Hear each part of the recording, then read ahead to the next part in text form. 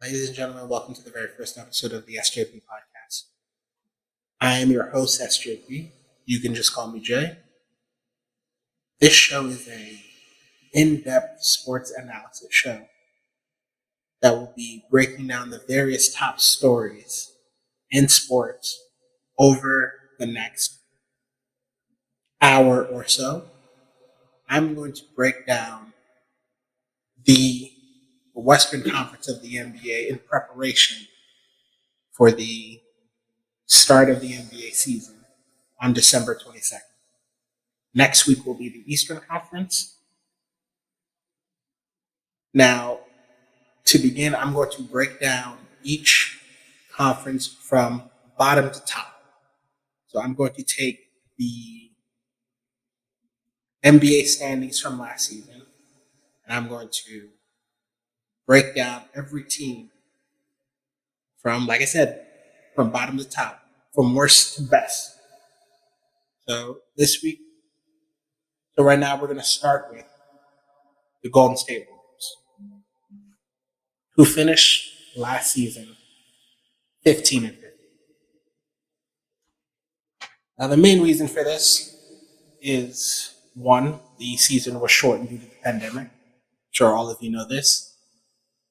But the major issue with this team over the last 2 years has been injuries. Injuries in the 2019 NBA Finals, where Kevin Durant popped his Achilles and Klay Thompson blew out his ACL. Now, last season, this team was racked by injuries. We expected to see Klay Thompson back probably somewhere around February or March, but like you all know, the NBA shut down because of the pandemic, so we never got to see that. Steph Curry broke his hand. He looks to be healthy and ready to go, but unfortunately this season, Klay Thompson will not be ready to go. Klay Thompson, while rehabbing his knee, popped his Achilles, so he will miss the entirety of the 2020-21 season, which is a major blow to this team. The Golden State Warriors were very much expected this year to rebound and step back into the title contending. We're very much expected to step back into the title contention realm. But unfortunately, that's not going to happen. The Golden State Warriors are not going to have a very good season. If I'm going to give my honest opinion, I believe they're probably going to end up. I think they can make the playoffs, but you're looking at a team that's going to win. It's a 72-game season. So you're looking at a team that's going to win somewhere around 30 to 40 games, maybe. And I'd see a team that's going to win closer to about 30 games, 30, 35 games. They're going to be in the hunt for the playoffs, but they're going to be most likely in the play-in tournament. Somewhere between 7 and 10. And that's going to be a rough spot. Now, some of the players on this team I really like. I'm a big fan of Steph Curry. I love his game. He is the greatest shooter in the history of professional basketball, and he deserves it. He works at it. He looks to be in amazing shape this year. I can't wait to see what Steph Curry we get. I firmly believe we're going to get an MVP level Steph Curry. The problem is, with Klay Thompson's injury, Draymond Green is not what he used to be. And I've never been a fan of Andrew Wiggins. I'm going to be real with you. He's an immensely talented player. He's young. He's gifted. But I don't actually think he loves basketball. I don't think he's got the heart for it. I just believe he's a guy who plays because he's very, very good at it. Now, they also brought in Kelly Oubre Jr. after Klay Thompson got hurt. Now, Kelly Oubre is a player I do like very much. He's incredibly talented. I think he's got heart. I think he works hard. He's the guy I believe to give this team a real boost. Now, if he plays well, I think they can make the playoffs. If he doesn't, they're gonna be wishing. They're gonna be hoping. They got no chance. If Kelly Oubre Jr. and Andrew Wiggins play to their potential, then they could potentially be a top five team in the Western Conference. But I don't believe in Andrew Wiggins. Never really have. He's a guy who you look on the box score of a game he was in, you see he had 20 points, and you wonder where the hell was he on the court? He has no real impact on winning. He's just there. Empty calories. That's all Andrew Wiggins is. Empty calories. And until he shows me something different, my opinion will not change with him. Draymond Green's game has deteriorated significantly over the last few years. Kelly Oubre is still young. I don't know if he's ready to be in a position where a championship level team is going to be counting on him to really score and really put up points. Now, last year, he averaged 19 points, 6 rebounds, 2 assists. Player efficiency rating at 9.7. I think he's talented. But I don't think he's going to have much of an impact on this team. Like I said, I think they're going to wind up somewhere between 7 and 10. I think the first top 6 spots of the Western Conference are pretty much locked. Barring injury, this team is pretty much about 30 to 35 win team, which could get them a good seed depending on how teams load manage, given especially the teams that played deep into the playoffs last year. Now, next, we're going to go to the Minnesota Timberwolves, another team with another immensely talented player that I'm not overly fond of. Karl Anthony Towns, Cat, is another guy I believe immensely talented, one of the best big men in the league.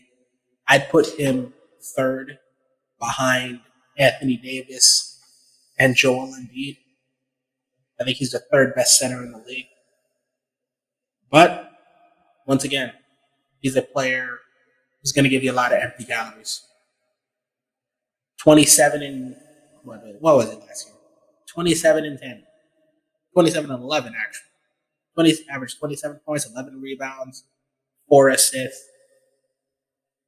But his team finished 19 and 45. Team finished 19 and 45 with a guy who averages 27, almost 30 and 11. And your team didn't even win 20 games. I know the NBA locked out. I know there was a stoppage, but still. You can't win. You can't be 19 and 45. You're not a player who gets hurt. You're just a player he's a bunch of empty calories. That's all he is. I also, like Andrew Wiggins, I don't believe he's got a real love for the game. Now, this team added Ricky Rubio. And they added Ricky Rubio, Anthony Edwards. D'Angelo Russell is a guy I am a fan of.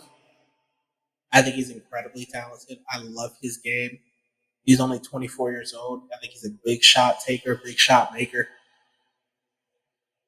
But I don't know how much he's going to be. He's a former All-Star. But I don't know how much he's going to contribute to this team. They're a team who, once again, I don't expect them to win 30 games. I don't think this isn't a team I expect to win I expect them to win somewhere around 20, 25 games. About it. In a shortened season, I expect them to win somewhere about 20, 25 games. Not going to be a good team. They're going to be at the bottom of the Western Conference yet again. A team that doesn't matter. They don't matter. Next, we're going to move up to the New Orleans Pelicans. Now, the Pelicans are a team that's very, very interesting, especially after the trade of Drew Holiday. With the trade of Drew Holiday, they added Eric Bledsoe. They added Steven Adams with Zion, who hopefully will be healthy and in shape. Lonzo Ball, actually, despite his poor play in the bubble, Lonzo did have a bounce back year. Last year, he had a very good season, shot about 38% from three before the NBA shut down. JJ Redick, phenomenal 3-point shooter. Eric Bledsoe, also not his biggest fan. I think he's a very good player. But if I were the Milwaukee Bucks, I would have kept Malcolm Brogdon over Eric Bledsoe. I think Eric's a good scorer, a good defender, but I thought Malcolm Brogdon was the playmaker that team needed. On this team, Lonzo's going to be the primary ball handler. Your scorer is going to be Brandon Ingram. He's going to take a step up after his step up last year. In my opinion, I believe he won. Yeah, he won. Yeah, he won the most improved player last year. I think he's going to take another step up. He's incredibly talented. I think they could be a real playoff contender this year. As long as Zion stays healthy, Lonzo continues to get better, and Brandon Ingram continues his ascension to a potential superstar. I honestly believe he's got that kind of talent. And I believe this team is going to win about 35, 40 games. They're going to be in that Golden State Warrior range. 35 wins. Once again, incredibly talented team. We're just going to have to wait and see. If Zion is healthy, if Zion can stay healthy, with Stan Van Gundy coaching and David Griffin in the front office, this could be a potential team. This could be a team laden with guys that could potentially win a championship a few years from now. Not this year. Obviously not this year. But maybe next year. Or maybe in a couple years. They could be a team that could really challenge for the top of the Western Conference. We're going to move on to the Sacramento Kings. Now, the Kings are a strange team. De'Aaron Fox just got a big extension. They just picked up Hassan Whiteside. They picked up Jabari Parker. You've got Harrison Barnes on this team. Marvin Bagley. I don't know. I think they're going to end up at the bottom of the Western Conference this year. Harrison Barnes, to me, is a good player, but he's not a number one or a number two, or honestly a number three. He's like a number four on a very good team. And on this team, De'Aaron Fox is your guy, but still needs to take a step up. Averaged 21-7 last year. Incredibly talented. But he just got a fat contract, so the pressure's on for him. He's going to need to step up and give the Sacramento Kings something really special this year. Marvin Bagley, on the other hand, he has yet to show me really anything.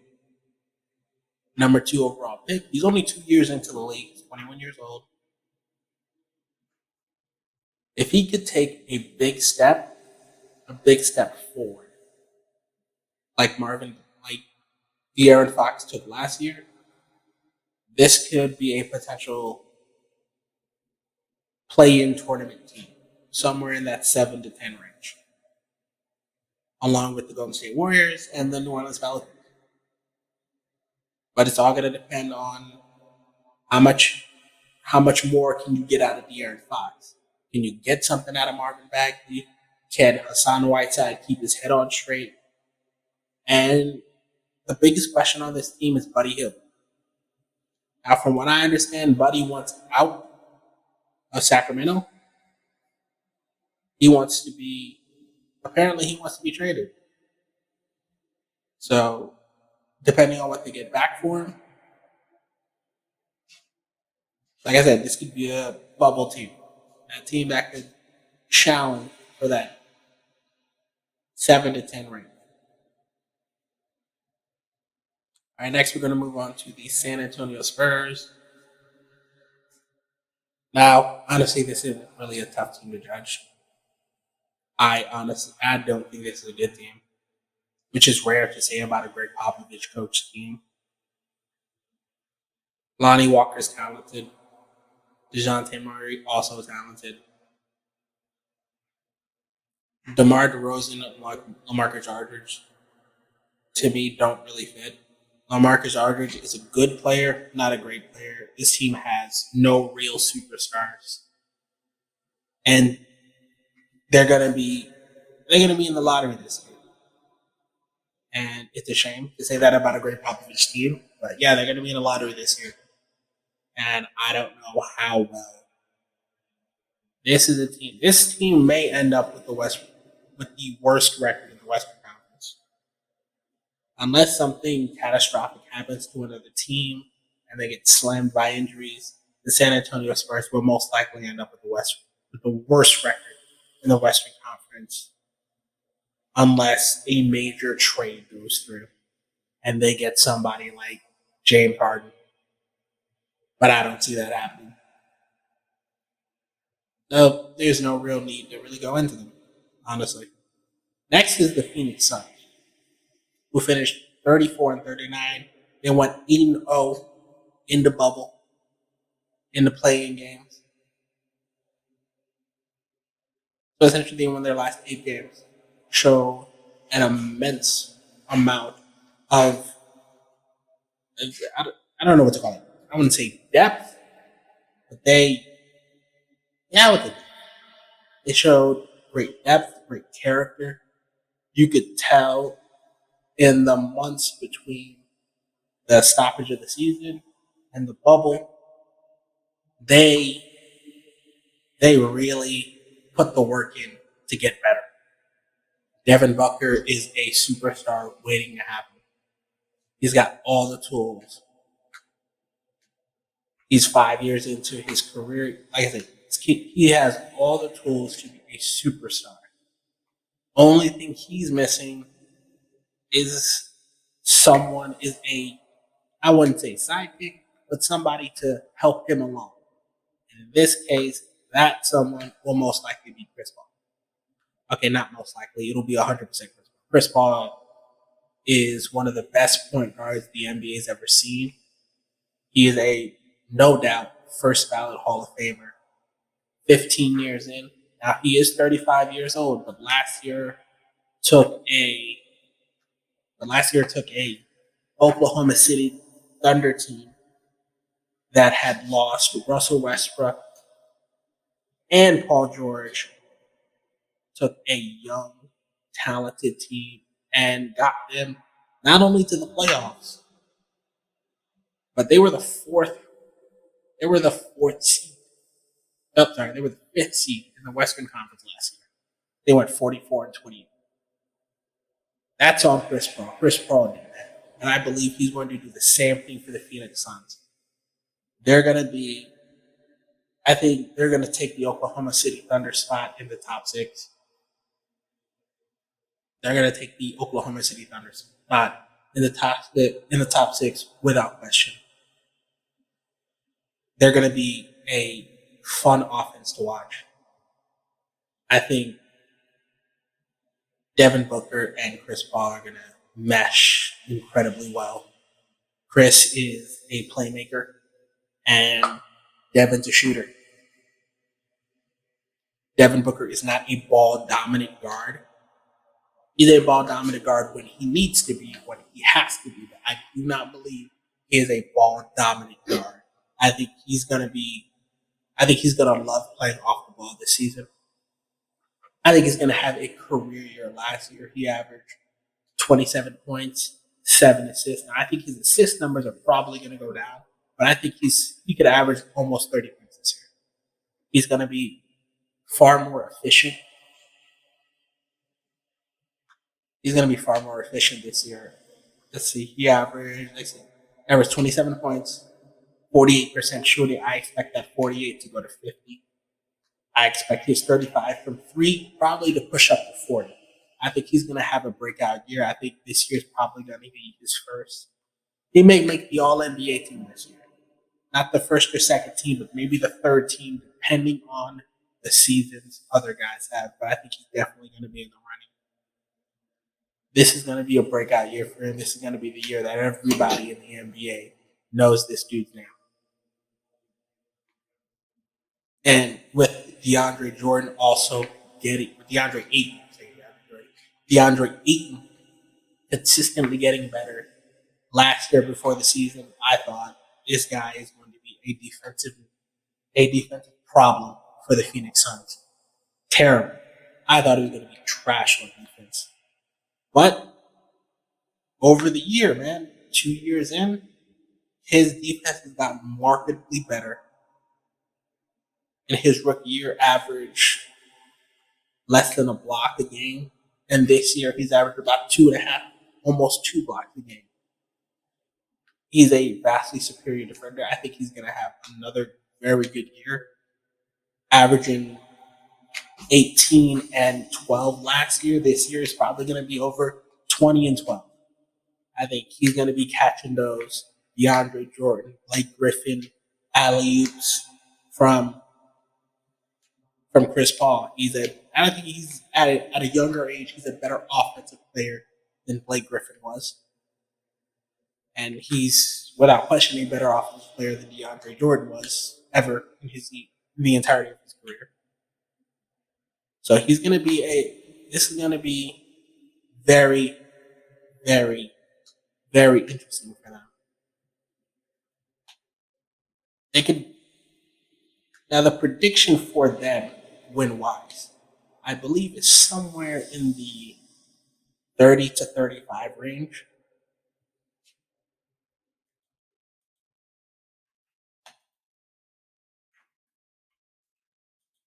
They're gonna win around 40 games this year.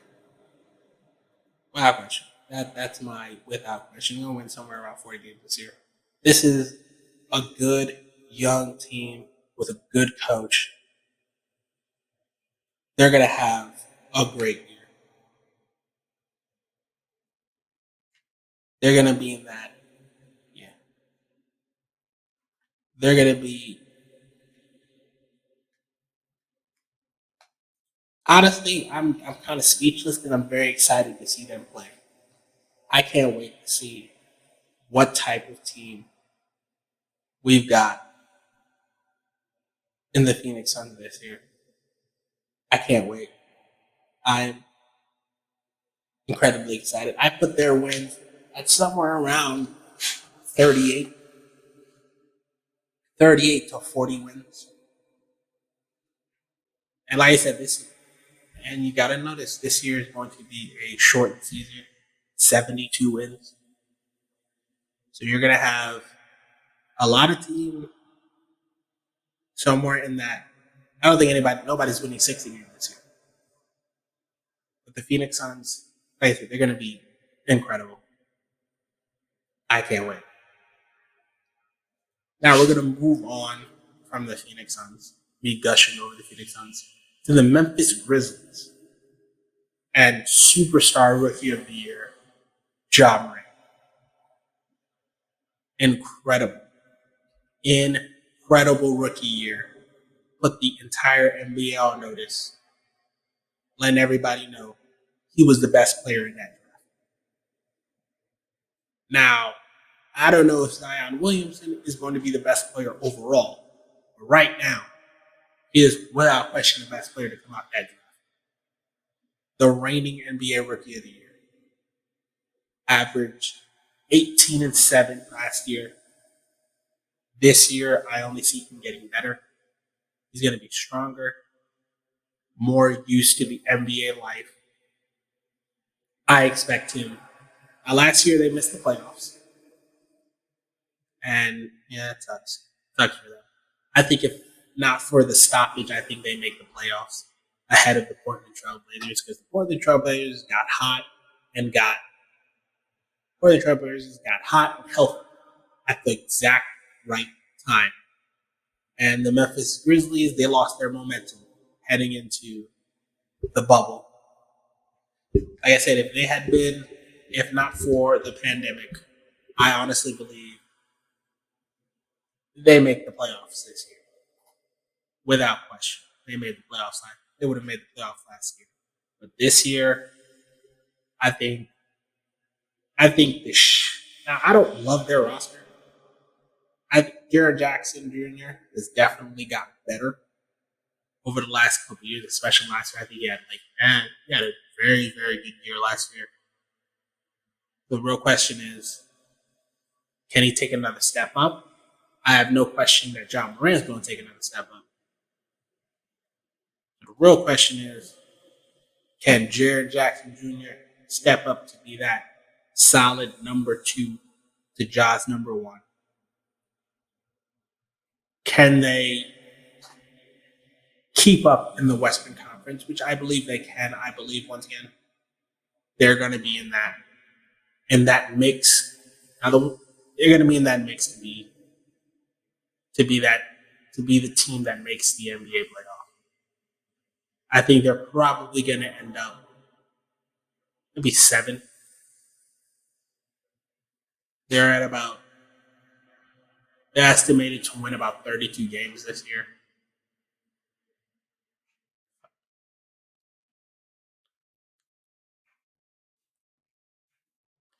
They're estimated to win about 32 games this year, maybe end up in the top 16. Well, it's going to be top 20 because this year there's going to be the play-in tournament. So I definitely think they'll be in the play-in tournament this year in the Western Conference. Barring injury, I think they're going to be solid. They're going to be in that mix. I would put them ahead of the New Orleans Pelicans. Problem with New Orleans, I don't know what I'm going to get from Zion. I don't know how healthy Zion's going to be. If Zion can stay healthy, I would take the Pelicans because they're just a more well-rounded team. But if Zion can't stay healthy, I'm taking the Memphis Grizzlies to make playoffs, to be in that play-in tournament. Incredibly gifted, incredibly talented. John Morant's gonna bump that scoring average from 17 to over 20 this year. He's gonna be about 21 games, 21 points a game this year. I think he wants it more. And he wants it more than anybody else. Now we're gonna take a short break before we get to the teams that did in fact make the playoffs. See you again in a moment. Okay, ladies and gentlemen, welcome back to the SJP Files. That was a bit of a break. I needed some time to catch my breath, but I'm back now. And we're about to get into the top half of the NBA's Western Conference. So, last 30 minutes were mostly the bottom half of the Western Conference, the teams that did not make the playoffs last year. Now we're about to get into the teams that did make the playoffs last year. We're going to start at the bottom with the Portland Trailblazers, who had a tumultuous season last year, racked with injuries. But after the stoppage, this team actually before the stoppage, they started to get healthy. They started to play better. They started to rack up some wins. After the stoppage happened, that good 5-month period allowed them to really heal up, allowed Yusuf Nurkic to really get back into the NBA, to really get back into shape and get healthy again. And when they stepped into the bubble, I believe their record was about 6-2, which allowed them to slide into the NBA's 8th seed. And yeah, they won. They made the playoff, And now this year they're looking to get back to where they were the year before, where they were in the Western Conference Finals against getting back to the Western Conference Finals against the Golden State Warriors. Now, I don't believe that's going to happen this year, obviously. I think that this team is talented, but they have a ceiling. I think Damian Lillard is one of the is without question one of the 5 best point guards in the NBA. CJ McCollum is very underrated 2 guard. You have Rodney Hood on this team. Carmelo Anthony is back for another year. Melo really showed me something last year. Showed me that, I always used to think Melo was kind of just about the money. I didn't think he was a real winner. And now I got to disagree. Melo has proven that he is not only loyal, but committed. And although they're probably not going to end up in the top half of the Western Conference, they're going to be in that range of teams. They're going to be in that range of teams that's looking to make the playoffs. They're going to be in that mix. Like the NBA's Western Conference is about a good, I would say, 13 teams deep. You're going to have 13 good teams in the Western Conference this year, but only 8 can make the playoffs. You're going to have about 4 or 5 teams, 4 or 5 good teams who are not going to make the playoffs this year, which is going to suck. I think the Portland Trailblazers will most likely make the playoffs with Damian Lillard really showing out in the bubble last year. Damian Lillard really showed the NBA community, not just the community, the fans, who he really is. He put himself on the map. He let everybody know that he is one of the best players in the league. He's a top 10 player. This is a guy who can average 30 every single night. He's definitely got that Steph Curry range, but pull up from 30 and just kill you. Just kill you from deep. And if he gets hot, it's a wrap. If he gets hot, it is a wrap. And I like Damian, but he's never going to win a championship in Portland. I don't really know where they go from here. I think if they want to win, they're going to need to make a big trade. If they really want to compete for a championship, they're going to need to make a big trade. But all in all, they're going to end up in that 7 to 10 range, in that 7 to 13 range somewhere. Now, I think they will make the playoffs because I just think they're better and more experienced than the teams in the bottom half of the Western Conference. I think they're better than the Grizzlies. I think they're better than the Kings. They're better than the Spurs. I think they're not as talented as the Pelicans, but they're definitely more seasoned. They're better than the Minnesota Timberwolves. The Golden State Warriors, if they were healthy, no, but they won't be this year. And like I've said before, I am not the biggest fan of Andrew Wiggins. I don't think he has any heart. I think Steven Jackson said it last year, or a couple years ago, actually. He ain't got no heart, man. He ain't got no heart. He don't love the game. And until he shows me differently, that isn't going to be my opinion of it. But, yeah, Portland Trailblazers are going to have a tough year this year. They're going to win. They're going to be in that 30-win range, just like most of the teams in the back half of the Western Conference. They're going to be in that mix with the Grizzlies and the Spurs and the Kings and the Pelicans and the Warriors. This is going to be a tough year for them. But I'm going to move up. Next is going to be the Dallas Mavericks. I absolutely love Luka Doncic. He is so special. He is the Slovenian version of LeBron James. He is LeBron James with a jump shot at 21. Actually, I think he's 21. Check out Luka is. At 20, he is 21 years old, and he is already one of the 10 best players in the NBA. He has one of the best step back jump shots I've ever seen. He is not overly athletic, but what he is experienced. He's crafty. He knows how to move. He knows he's got great handles. Phenomenal, like I said, phenomenal step back jumper. He's a truly special player. And this year is going to be his potential MVP. Now, they're probably going to end up around 6. They're probably going to end up in that 5, 6, 7 range in the Western Conference. I do believe that they're better than Utah if they're healthy. And yes, I do believe they are better than Utah, who finished ahead of them last year. I think Willie Cauley-Stein had a really good year on this team. And yeah, Tim Hardaway Jr.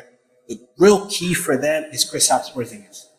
If Kristaps had a really good bounce back year last year before he got hurt, and that's the story with Kristaps.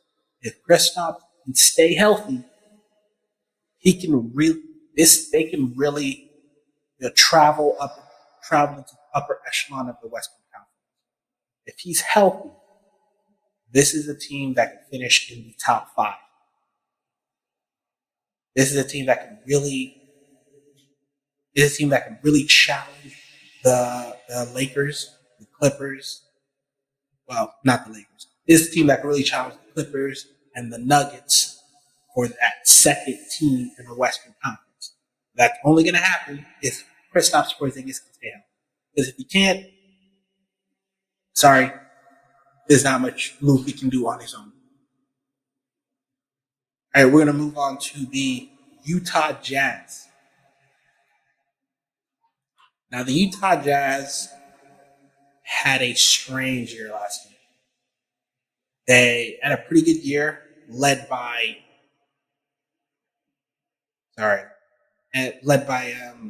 God, I'm blanking on his name right. Donovan Mitchell. Jesus Christ. How the hell I forget Donovan Mitchell's name? But I digress. Donovan Mitchell is a superstar in the league. He's just a tick below superstar. He's just a phenomenal athlete, a phenomenal player. He's one of those guys who's in the top 15. He's one of the best young stars the NBA's got. Donovan's 24 years old. He's been in the league 3 years. The problem with this team is I'm not enamored with their roster. Mike Conley is older. Derek Favors has never really shown me anything, even when he was drafted by the Nets, which I was excited for as a Nets fan. I did think he could be something, but he's a rebounder. That's pretty much what he is. He's a rebounder. Basically what he is. He's a rim protector. He's gonna get you about 10 rebounds a game. He's gonna get you about 9 points. He's been in the league 10 years. That's pretty much who he is. And then you have Rudy Gobert, whose game has never really enamored me. I'm not his biggest fan. I think he's a great defender. Not so good on offense. I may be colored by my experience on NBA 2K21. Because I've got him on my team. And God, I wish I could trade him. I wish I could trade him for a center who could hit a jump shot. And for some reason, he can't not take threes in 2K. Can't do it. That's all I'm asking. Can you not take threes in 2K? Can you just? For some reason, he's always patrolling the perimeter, and it's irritating. It's irritating that I can't stop him from taking threes.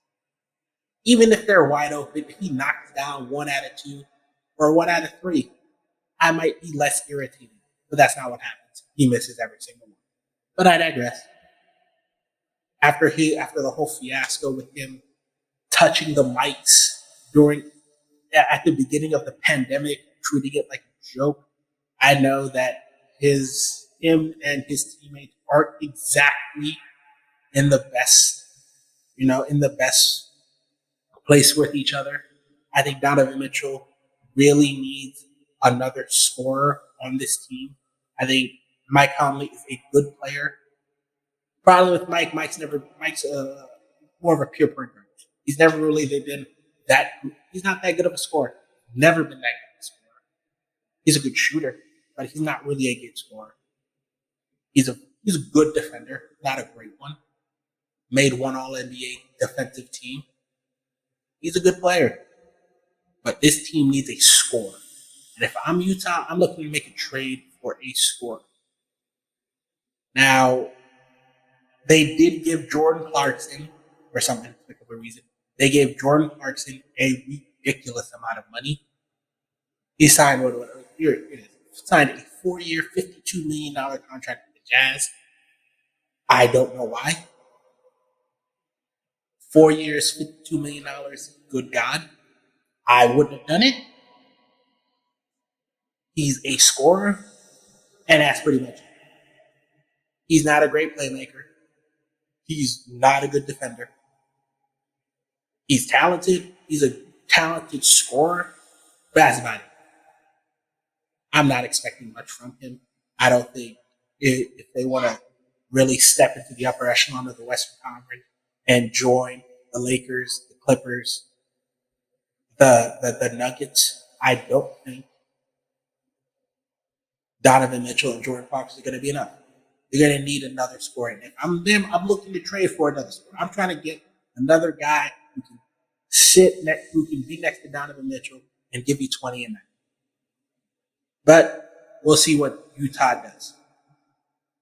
Next, we're going to move up the team that finished 5th in the Western Conference, the Oklahoma City Thunder.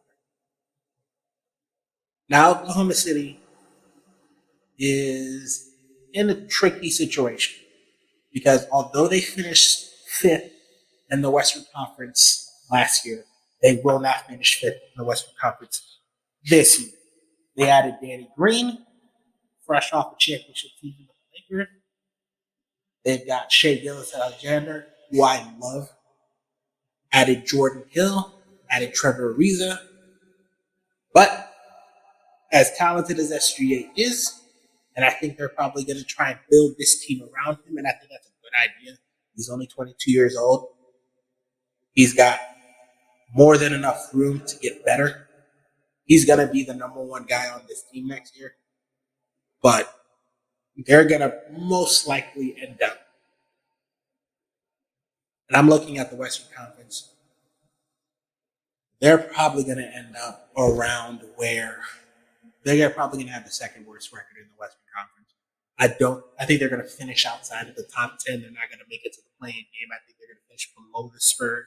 I think they're going to finish somewhere around where the Spurs finish. I think they're going to have more or less the same amount of wins. I think they're a talented team. But not enough talent, not enough experience for me to really say that they're going to make the playoffs. Because they're not. They're going to have a tough year. They're going to have like 20 wins, somewhere around 20, 25 wins.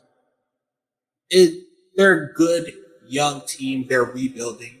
So I would not expect much from them this year. I do expect SGA to take a bit of a jump this year. Last year, he averaged about 19 points. I expect him to be in that 20 range. He's most likely going to be the primary ball handler of this team. He's going to be their primary option on offense. They did lose a lot of players this year. They lost Danilo Gallinari. They lost Chris Paul. But, who's the GM of that? Sam Presti's the GM of this team. And he's been stocking up draft picks like they're going out of style. He's stocking these draft picks up like the apocalypse is coming. And, man, with the stockpile of draft picks they make some good choices. They can engineer some great trades. They just need a piece. I think Shai Gilgeous-Alexander can be the cornerstone of this franchise. They just need to find that number 2, maybe even the number 3. They may be able to build a trio like when they drafted KD, Russell Westbrook, and James Harden. Trick is, and they also drafted Serge Ibaka. Trick is, instead of, quibbling over a couple dollars like they did last time, letting James Harden go to Houston, stupid, choosing Harden. They chose Ibaka over Harden. I don't like Ibaka. He's a good player. But Harden was special. You could tell Harden was special. I know he had a bad finals that year, but he is just so special that they should not have let him go. They shouldn't have chose Ibaka over him. And they did, and they paid the price. Now all three of them are gone. They lost. At least they got some back for Westbrook. They let Harden and Durant walk basically for nothing. And that's gonna haunt them for a while. But they're gonna have, I think the next couple of years, next couple of drafts are gonna be really key for them. I think they might have a good shot at Cade Cunningham this year. So we'll see how they go for this year. Next, we're gonna move on to the team that finished fourth in the conference, the Houston Rockets, who they are in all kinds of disarray. The Houston Rockets are in all kinds of disarray. I don't know what the hell is going on with this team. I don't know who's doing what. I don't know who wants to stay where. I don't know who's asking for trade and who isn't. Apparently, from what it sounds like, and this is pretty well known, that both James Harden and Russell Westbrook both requested trades. And Russ got traded to Washington for John Wall, who's coming off an Achilles injury. I just saw a video of him today. He looks good. He looks in great shape. The question is, can John Wall stay healthy? He's only 30 years old, but his contract is abysmal. The man is going to be making like $45 million a year in last year's contract. And that's all NBA first team level money. And John Wall has never been an all NBA first team level player. But we'll see. I hope he has a good year. I hope he gets better. I hope he's healthy. Because I want to see John Wall play again. I want to see him running up and down the court. Now, John, I think, is a better fit for Westbrook. Not Westbrook, Harden. I think he's a better fit for Harden because John's more of a pure point guard and he's a better shooter. Last time we saw John Wall healthy, I think he was shooting 36% from the 3-point line. He's a guy in this offense. If it depends on how they run the offense. If it's James Harden centric again, I'm a dribble, step back shoot. I'm a dribble, head to the rim. Then this ain't gonna work. Now there were some reports a couple months ago that James Harden wants to play closer to what he played in Oklahoma City. And in Oklahoma City, James was a slasher. He was very much a slasher, very much off. He was very good off the ball because you had two other ball-dominant guys on that team. Now, the trick is, can James get back to some of that? Because if this pair is going to be effective, Wall needs to be the primary ball handler. He needs to be the playmaker. And James Harden needs to step off the ball again. James Harden needs to be more of what he was in Oklahoma City. He needs to be more of a slasher. He needs to be more off ball. Because if he continues to play the way he's been playing the last couple of years, not only are they not going to win, but they're going to have a tough time making the playoffs. And real trick is, can John Wall stay healthy? Because if John Wall can stay healthy, I think this could be a team that could keep their top 5, top 6 area in the playoffs. You know, James Harden had a really good year. He had a great year like he's always had. Another MVP caliber season. The real trick is, and James Harden, while in Houston, never missed the playoffs. He's never missed the playoff. But it's going to be Harden, and this team does not have many forwards. They don't have a center. BJ Tucker is 35 years old. I don't know how much more he could do. Boogie, although 30, him and John Wall back together again for the first time since they played at Kentucky. I know both of them have wanted to play together for like 10 years now, for almost 10 years now. Both of them have wanted to play together. These guys, they're friends. Boogie popped his Achilles, I believe.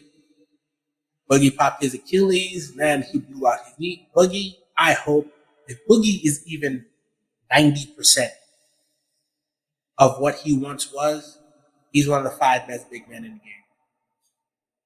He's one of the 5 best centers in the game. His offensive game is so smooth. He's got a jump shot. He can rebound. He can play defense. I really want to see DeMarcus Cousins really healthy this year, because Wall and Boogie are healthy, and if they are a fraction of what they once were, it's not gonna. It's gonna be the James Harden show again. But if both of these guys are even 90% of what they once were, Boogie's game has never been predicated on athleticism. His trick is, can he stay healthy? The last couple of years, he has been racked with injuries. The last 3 or 4 years, he has been racked with devastating injury after devastating injury. But if Boogie can be about 90% of what he once was, this team could really do something good. This team could join the Clippers and the Nuggets and the Lakers and be title contenders if those guys are not only healthy, but similar to what they once were. Now, I don't believe they will be. John Wall hasn't played in 2 years. Boogie hasn't played much in 2 years. So they're both going to take a while to get back into shape, to get back into rhythm of playing basketball again. And as for James Harden, apparently Harden wants to get traded to Brooklyn. Now, I'm a Nets fan. I would love to have James. Actually, I scratched that. I would not like to have James Harden, because I don't think Harden, Durant, and Irving can play together. I think that's a terrible idea. I think that's a horrendous idea. I think you got 3 fragile egos, well, 2 fragile egos, and none of them are leaders. So I don't think that's a good mix for any of them. But hey, if they want to play together, go for it. But if they want to play for it, go for it. But Houston has to get back more than they got for Russell Westbrook. They got John Wall and a first-round pick, and I do think that John Wall and Russell Westbrook are similar players. Similar, not the same. John Wall is much more of a playmaker than Russell Westbrook is. He's a better passer than Russell Westbrook. He's more of a pure point guard than Russell. Russell's a scorer who can pass. He's a scorer who's a good passer. That's what he is. The initial issue is you only got, and Russell Westbrook's he's an MVP. He's got an MVP. He's got multiple triple-double seasons. Can you get back enough for him? Can you get enough gain for Russ? Can you get enough back for Harden? Because I don't think the Nets have enough to get James Harden, because the Houston Rockets are probably going to want Spencer Dinwiddie, Karis LeVert, Jared Allen, and some first-round picks, some pick swaps to get James Harden. And if I'm the Nets, I wouldn't gut my team like that. If I'm the Nets, I think you got enough to make a serious run at the NBA championship in the Eastern Conference. So James Harden's most likely going to be stuck in Houston this year. He's got, I think, 3 years left on his contract. 2 of them are guaranteed. 1's a player option. So honestly, he ain't going anywhere. I believe he's got 2 or 3 years left on his contract. So he's got this year and I believe next year before his player option. So he's not going anywhere. He's going absolutely nowhere. They're going to wait until they can get the best offer for him. And I don't believe it. I don't believe that's a good idea. I think that's a terrible idea, but we'll see. We'll see. We're going to take a Now we're about to get into the top 3 teams in the Western Conference. Now we're going to take a short break so I can look up some information on all of these teams, catch my breath, get a cup of water, maybe go to the bathroom. Simple things like that. I will see you momentarily. Well, I see you momentarily. Well, you'll hear me momentarily. You know what I mean. All right. Be back in a minute. Welcome back, ladies and gentlemen, after that short ad. Now, we're going to get back into the top 3 of the Western Conference. Now, these are the 3 best teams in the West. They were the 3 best teams in the West last year. They will most likely be the 3 best teams in the West this year. Now, the number 3 team in the Western Conference last year, in the standings, not in actual play, because this team made it to the Western Conference Finals, losing to the eventual NBA champions, the Los Angeles Lakers, in 5 games. My bad. Anyway, this Denver Nuggets team, led by Jamal Murray and Nikola Jokic, this is a incredibly deep and incredibly talented team. You've got RJ Hampton, a young guy who just got drafted, highly touted, but didn't exactly have a good season in the NBL where he played instead of going to college. So he dropped, but luckily he dropped to the Denver Nuggets, number 24th overall pick. I think he's going to have a good year off the bench for this team. You got Michael Porter Jr., who, in all honesty, if not for injuries in his college career at Missouri, most likely would have gone number 1 overall. He'd have been the number 1 overall pick. But last year, he got off to a bit of a slow start, still kind of feeling his way out.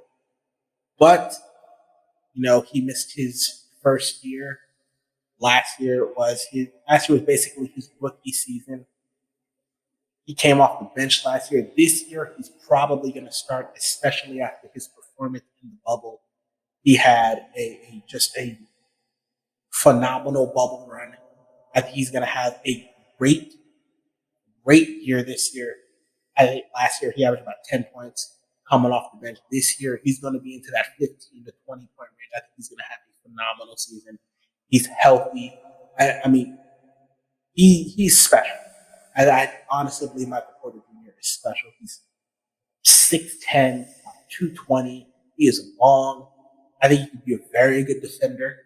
It's going to take him a while to get into that. But offensively, I think he's going to be a guy who's going to be a guy who's going to average about 20 points. He's going to be a 20-point guy in this league. He's going to be a 20, 25-point guy, 25-point per game guy. The true kind of hidden gem on this team is Bol Bol. Now, NBA 2K fans know all about Bol Bol. We love Bol Bol. Bol Bol is a guy in 2K, no matter what you do, he just gets better and better every single year. And I think he is going to be one of those guys who can just stand at 7'2". He's got a great offensive. I think he's got a great offensive game. I just got a text from somebody. Never mind. Anyway, he's got a great offensive game. I think he's going to be probably a good, off the bench guy this year. He's going to be in contention for 6th man of the year, I believe.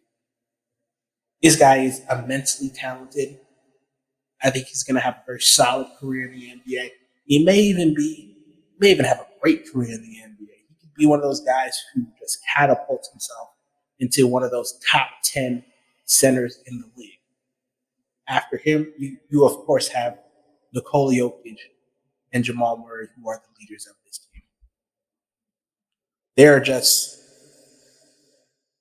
Jamal Murray had basically a coming out. Everybody knew how good Nikola Jokic was, especially after his near MVP level season a couple years ago when Paul George was in that MVP discussion. Nikola Jokic was also in that MVP discussion. But Jamal Murray had a coming out party. He showed everybody just how good he really is. He's a big shot taker, big shot maker. He's so talented. So incredibly talented. He did have a bit of a mishap on Instagram. Yo, I'm sorry, that shit was funny. Accidentally, I don't know if he got hacked or whatever, it doesn't matter, but accidentally showing, his girl blowing him on Instagram. Jesus Christ, Jamal. One man. Also, shade, motherfucker. You a millionaire. Learn to shade, bitch.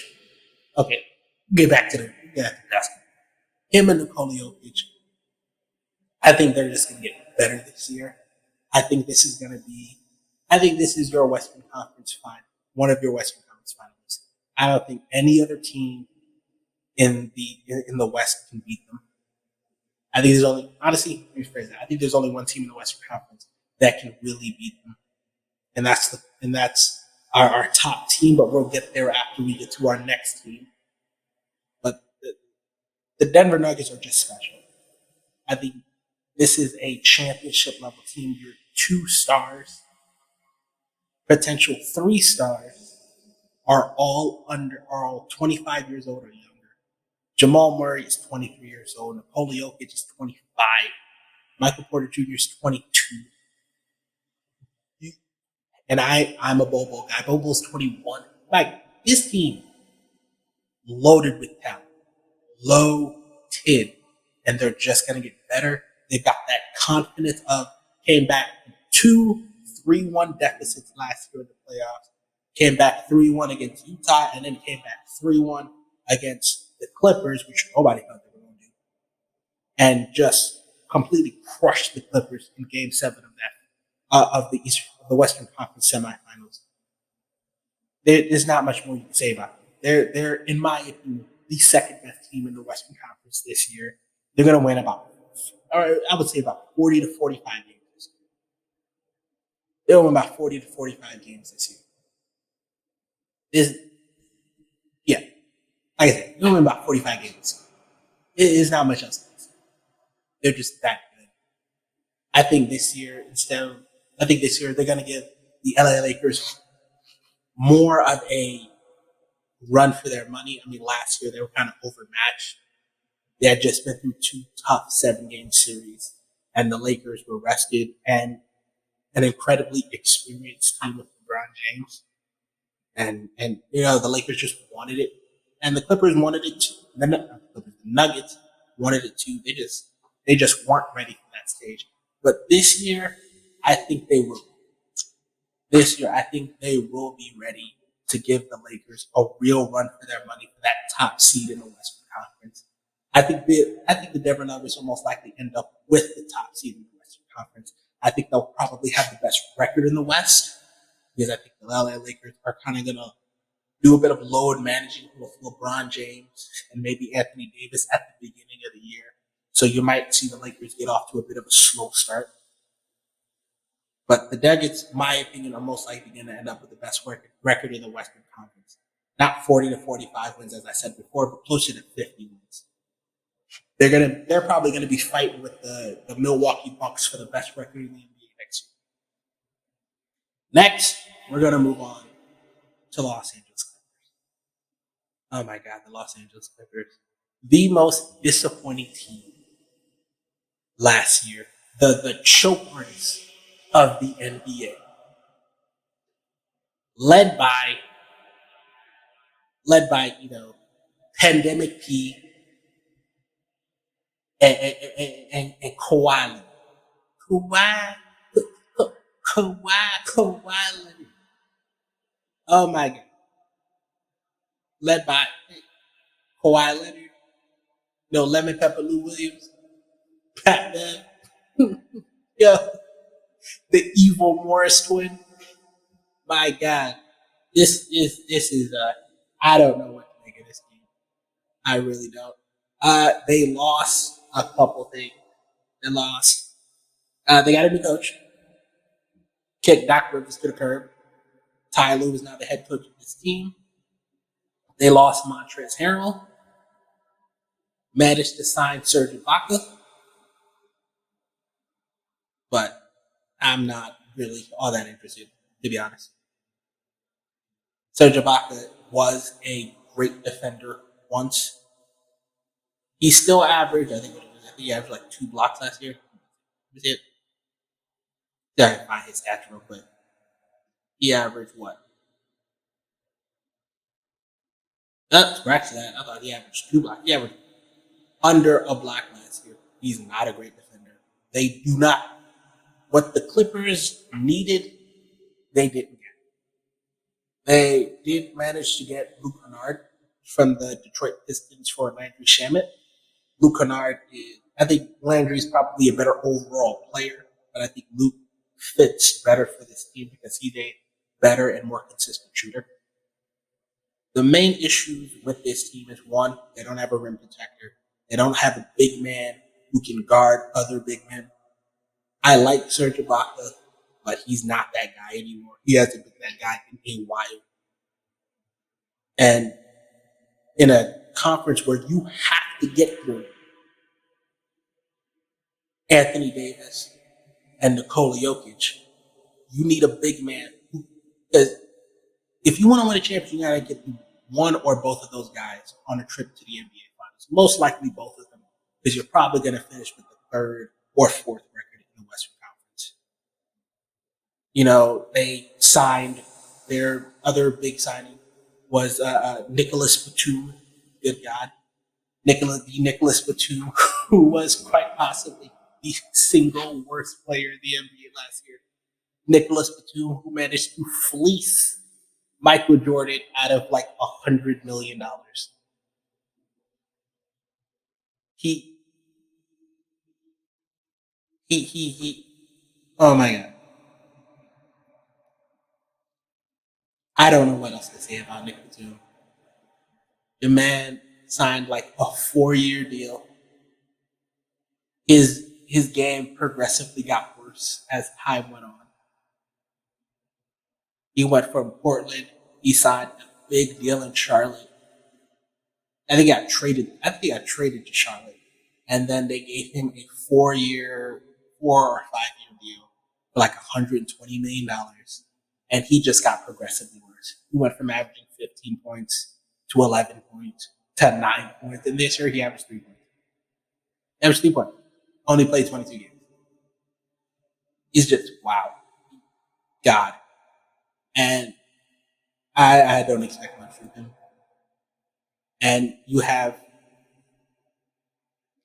didn't get the main thing you really needed. The main thing this team needed was a playmaker. They needed a playmaker, and honestly, they needed a leader. It would have been great if they could have gotten Chris Paul, or it would have been good if they could have gotten, Rajon Rondo. But Rondo, he took the bag in. He took the bag in Atlanta for 3 years, $15 million. But man, I feel bad. Actually, not really. I don't feel bad at all because I'm not a Clippers fan. I heard all the Clippers talk last year about how they were the best team in the league. Not only were they not the best team in the league, they didn't respect the process. They have no chemistry. They have no leader. Your two best players are out here not showing up to practice and showing up late to the bubble and showing up late to plane rides. And your best player is a guy who's not a leader. He's never been a leader. On the San Antonio Spurs, he wasn't a leader. Tim Duncan was the leader of that team. And then Tony Parker was the leader of that team. When Duncan retired, Kawhi was the best player. When Kawhi got traded to Toronto, Kawhi Leonard wasn't the leader of that team. He was the best player on that team. Kyle Lowry was the best leader on that team, was the leader of that team. Kyle Lowry was the engine of that team. He kept that team going. He led them to a championship. Kawhi just happened to be the best player. And he was the finals MVP. Got to give props to him for that. But he is not what other people were calling him. He is not the best player in the world. Has never been the best player in the world. Will most likely never be the best player in the world. He is not on LeBron James' level. Like all y'all were screaming, he's the best player in the world. There's a new king in LA. Now look at you. Now look, you didn't respect the process. You choked in the fourth quarter of games 6 and 7. You went 1 for 11 in the second half of game 7. You're supposed to be the best player in the world, and you choked. You choked hard, and it's sad. It really is. And I really do hope. Actually, no, scratch that. The hell with that. I don't hope. Fuck that. I hope you suck. I can't. I wish. I wish it. I wish. I have no expectations. They're not going to make it to the Western Conference Finals this year. To make it to the Western Conference Finals, they're going to have to get past the Lakers or the Nuggets. And I think they got post-traumatic stress from the Nuggets. Okay, I think the Nuggets gave them PTSD. I think Jamal Murray scared the hell out of Kawhi Leonard and pandemic. Now let me get to, hold on. I'm gonna stop roasting Kawhi for a second because I'm about to get on pandemic. Pandemic be out here acting like he ate a choke artist. Pandemic be out here acting like he's never been, like he's ever been anything but a very good player. He's not a great player. He has a deep history that everyone seems to have forgotten about last year of choking in the playoffs. Pandemic, as I will forever know him as, has always been a guy who has a history of choking in the playoffs. He has a history of just having 1 or 2 playoff games, a series, not a playoff run, a series of just disappearing. He just disappears for 2 or 3 games in a series. And everyone seems to have forgotten about that. And, I hope that everybody remembers that Pandemic B ain't an MVP. And as great as Kawhi Leonard is, he's not the defender he used to be. And he's not a great leader.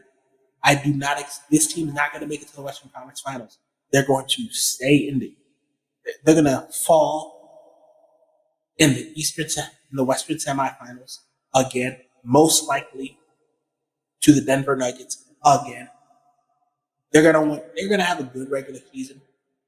They're going to win like 40, 45 games this year. Probably end up in the 3rd seed. And that's really all I got to say about them. I ain't expecting much. Unless they can pull off a trade and get a goddamn leader on this team. They need a leader. They need a point guard. They need a playmaker. Kawhi's not a playmaker.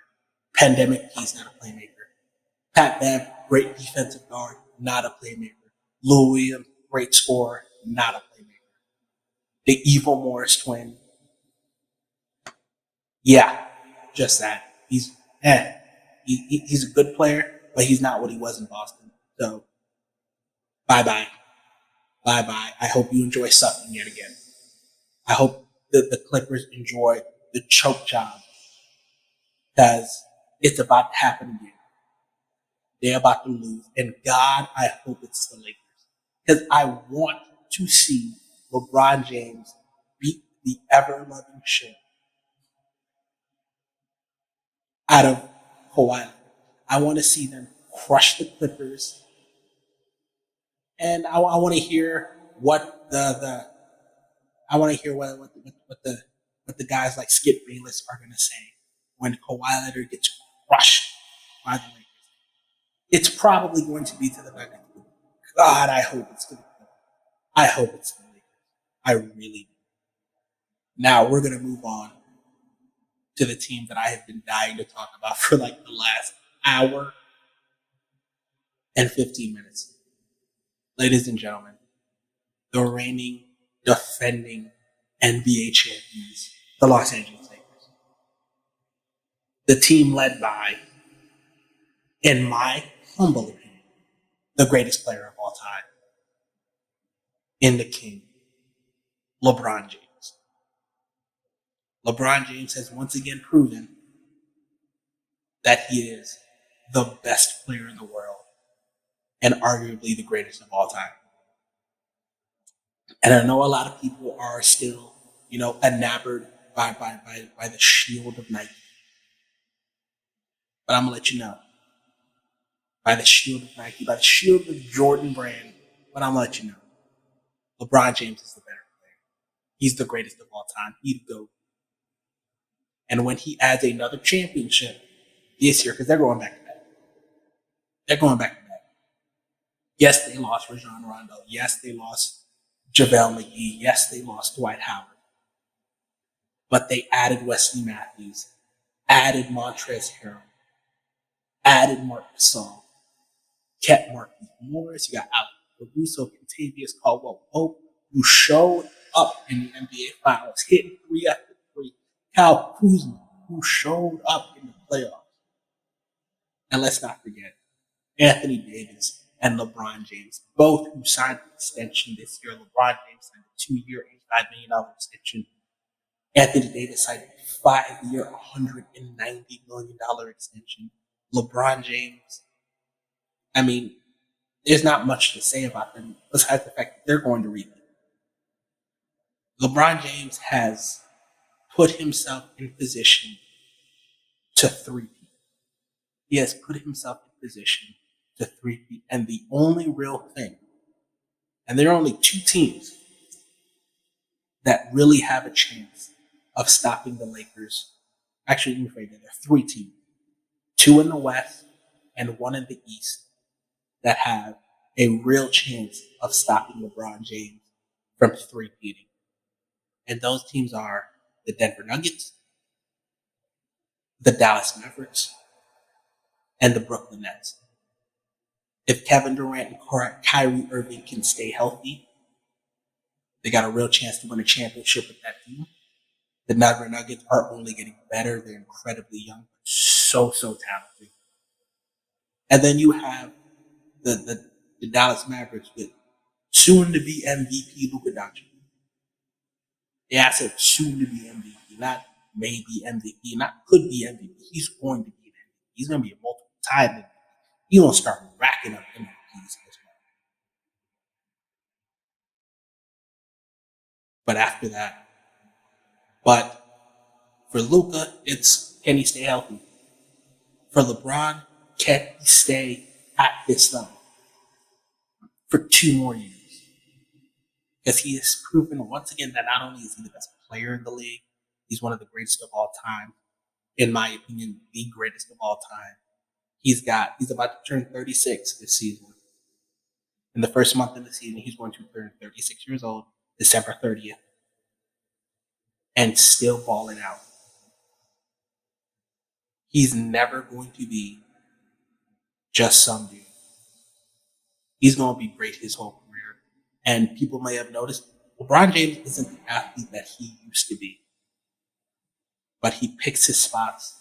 He is still the best passer in the league. First time, averaged 10 assists last year. Had a great shot at the MVP this year. In my opinion, should have won it, but to be honest, no hate on Giannis. I just think LeBron was the MVP this year. That's my personal opinion. And I think Anthony Davis was the defensive player of the year. And what people failed to mention last year as the Lakers won the NBA championship is Frank Vogel is a very good coach. Frank Vogel took this team and he changed the lineup depending on who they played. In the first round, when they played the Portland Trailblazers, you got a lot of playing time from Dwight Howard because Yusef Nurkic was on the court. And when they played the Houston Rockets, Dwight Howard didn't play much. Anthony Davis was the 5. LeBron was the 4. They went small and they waxed them. And because, once again, Nikola Jokic in the Western Conference Finals, Dwight Howard plays a lot. Why? Because Dwight Howard was the better option. And truth be told, they're a deeper team this year. Adding the 6th man of the year, Montrezl Harrell, who's not a great defender, but very good on offense. He's gonna be playing pick and roll with LeBron James. You got Marc Gasol, who's not what he used to be, but he is still a knockdown shooter, can still play good defense. He's going to be playing defense on Nikola Jokic and Yusef Nurkic, allowing Anthony Davis free reign on offense because he's not going to have to guard both of those guys. He's not going to have to be the one to guard Yusef Nikola Jokic in the Western Conference Finals. The LA Lakers will repeat this year. I'm calling it right now. They're not going to have the best record in the Western Conference. They're probably going to have the second behind the Denver Nuggets. They're going to start off the season maybe a little slow. They still got to form a new chemistry because they brought in some new guys. But Montrezl Harrell is not going to be what he was on the Clippers. He had problems with the way Kawhi Leonard and Paul George did things. But he's not going to have that problem in LA because LeBron James is not going to let that happen. LeBron James is the unquestioned leader of this team, and they will not be a detriment to this team. They're going to fall in line behind the goal. And he's going to lead them to another championship. It's going to be his 5th championship. Now, this is the year, in my opinion, Anthony Davis will most likely end up with his first Finals MVP.